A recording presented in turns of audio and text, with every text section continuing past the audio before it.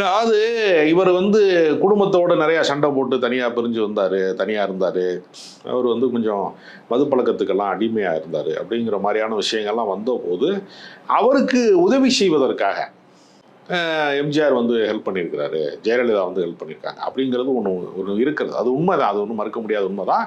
ஆனால் திமுகவினுடைய கலைஞருடைய குடும்பமோ கூட இருக்கக்கூடிய சகோதரர்களோ ஸ்டாலின் அவர்களோ யாருமே அவரை கைவிடலை.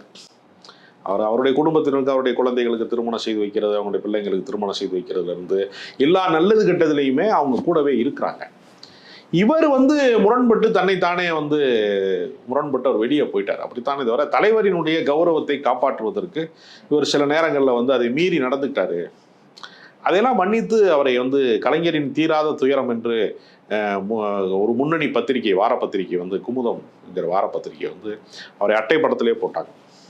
கலைஞர் குடும்பத்திலே ஒருத்தர் இப்படி ஆயிட்டாரு, தோற்று போயிட்டாரு, கலை வாழ்க்கையில தோற்று போய் மதுவுக்கு அடிமையாகி விட்டாரு அப்படின்னு அட்டைப்படத்திலே போட்டாங்க. அந்த மாதிரி செய்திகள்லாம் வந்திருக்கிறது. அதெல்லாம் உண்மை செய்தி தான், ஒன்றும் மறுக்க முடியாத விஷயந்தான். அதனால தான் அதை நான் திரும்பவும் சொல்கிறேன். நீங்கள் தனிமனித ஒழுக்கத்தில் தொடங்கி தனிப்பட்ட உழைப்பு, உங்கள் அறிவாற்றல், உங்கள் செயலாற்றலை வைத்து கொண்டு தான் மேலேற முடியுமே தவிர